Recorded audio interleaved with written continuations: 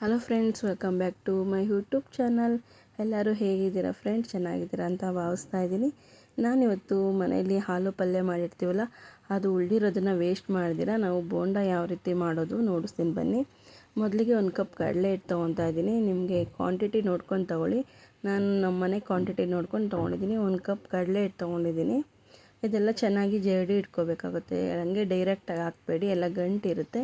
ಈಗ ಜರಡಿ ಎಲ್ಲ ಇಟ್ಕೊಂಡಾಗಿದೆ. ಇದಕ್ಕೆ ನಾವು ರುಚಿಗೆ ತಕ್ಕಷ್ಟು ಉಪ್ಪು ಹಾಕ್ತಾಯಿದ್ದೀವಿ.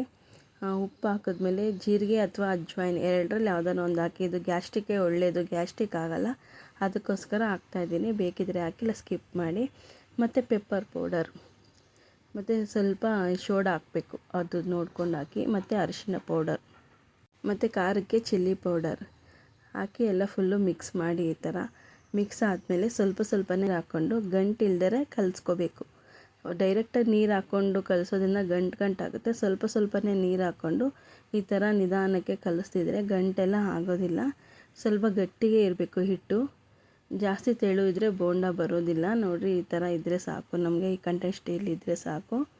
ನೋಡಿರಿ, ಈ ಥರ ಗಟ್ಟಿಗಿದೆ. ಈಗ ಪಲ್ಯಕ್ಕೆ ನಾವು ಉಪ್ಪು ಖಾರ ಎಲ್ಲ ಹಾಕೋಣ ಮಾಡಿರಿ. ಫಸ್ಟು ಮೊದಲಿಗೆ ಎಲ್ಲ ಮೆಣಸಿನ್ಕಾಯಿನ, ಒಣಮೆಣ್ಸಿನ್ಕಾಯಿ ಹಾಕಿದ್ದೀನಿ. ಹಸಿಮೆಣ್ಸಿನ್ಕಾಯಿ ಇದ್ದರೆ ಹಂಗೆ ಏನೂ ಆಗೋಲ್ಲ. ಒಣಮೆಣ್ಸಿನ್ಕಾಯಿ ಖಾರ ಇರೋದ್ರಿಂದ ಅದೆಲ್ಲ ಸೈಡಿಗೆ ತೆಗೆದು ಹಾಕ್ತಾಯಿದ್ದೀನಿ. ಈಗ ಇದಕ್ಕೆ ನಾವು ಕೊತ್ತಂಬರಿ ಸೊಪ್ಪು ಆ್ಯಡ್ ಮಾಡ್ಕೋಬೇಕು. ಕೊತ್ತಂಬರಿ ಆ್ಯಡ್ ಮಾಡ್ಕೊಂಡ್ಮೇಲೆ ಸಣ್ಣದಾಗಿ ಹಚ್ಚಿರೋ ಈರುಳ್ಳಿ ಹಾಕ್ತಾಯಿದ್ದೀನಿ. ಈರುಳ್ಳಿ ಮತ್ತು ರುಚಿಗೆ ತಕ್ಕಷ್ಟು ಉಪ್ಪು. ಆಲ್ರೆಡಿ ಉಪ್ಪು ಖಾರ ಹಾಕಿರ್ತೀವಿ, ಮತ್ತು ನಮ್ಗೆ ಎಕ್ಸ್ಟ್ರಾ ಬೇಕು ಅಂತ ನಾವು ಹಾಕ್ಕೊತಾ ಇದ್ದೀವಿ ಅಷ್ಟೇ. ಈಗ ಸ್ವಲ್ಪ ನಾವು ಚಿಲ್ಲಿ ಪೌಡರ್ ಹಾಕ್ತಾಯಿದ್ದೀವಿ.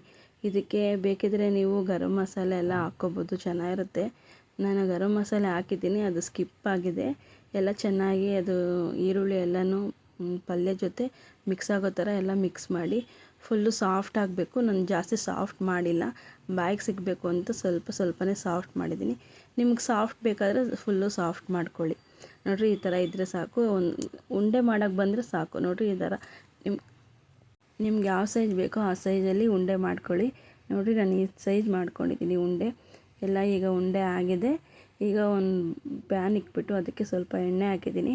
ಆ ಎಣ್ಣೆ ಕಾದ್ಮೇಲೆ ಒಂದೊಂದೇ ಸ್ಲೋಗ, ಜಾಸ್ತಿ ಪ್ರೆಸ್ ಮಾಡಬಾರ್ದು, ಒಡ್ಕೊಂಬಿಡುತ್ತೆ ಅದು ಉಂಡೆ. ನೋಡಿರಿ, ಈ ಥರ ನಿಧಾನಕ್ಕೆ ಮಾಡಿ ಮೀಡಿಯಮ್ ಫ್ಲೇಮಲ್ಲಿ ಇಟ್ಕೊಂಡು ಒಂದೊಂದೇ ನಿಧಾನ ಬಿಡಿ. ಜೋರಾಗಿ ಬಿಟ್ಟರೆ ಕೈಗೆ ಎಣ್ಣೆ ಎಗರಿಬಿಡುತ್ತೆ. ನೋಡಿರಿ, ಈ ಥರ ಸಾಫ್ಟಾಗಿ ಇಟ್ಕೋಬೇಕು ಅದನ್ನು. ಅದು ಫುಲ್ಲು ಸಾಫ್ಟ್ ಇರುತ್ತಲ್ಲ, ಅದೆಲ್ಲ ಉಂಡೆ ಎಲ್ಲ ಒಡ್ಕೊಂಬಿಡುತ್ತೆ. ಅದರಿಂದ ನೋಡಿರಿ, ಈ ಥರ ಮೀಡಿಯಮ್ ಫ್ಲೇಮಲ್ಲೇ ನಾವು ಬೇಯಿಸ್ಬೇಕಿದ್ದೀನಿ. ಹೈ ಫ್ಲೇಮಲ್ಲಿ ಬೇಯಿಸ್ಬಾರ್ದು. ನೋಡಿರಿ, ಈ ಥರ ಎಲ್ಲ ಅದು ಒಂದೊಂದೇ ತಿರುಗಿಸ್ಬೇಕು. ಅದು ವೆಯ್ಟ್ ಇರೋ ಕಡೆನೇ ಇರುತ್ತೆ. ನಾವು ಉಲ್ಟಾ ಪಲ್ಟಾ ಮಾಡ್ತಿದ್ರೆ ಎರಡು ಕಡೆ ಚೆನ್ನಾಗಿ ಬೇಯುತ್ತೆ. ನೋಡಿರಿ, ಈ ಥರ ಕಲರೆಲ್ಲ ಚೇಂಜ್ ಆದಮೇಲೆ ಬೆಂದಿರುತ್ತೆ ಅಂತ ಅರ್ಥ ಆಗುತ್ತೆ.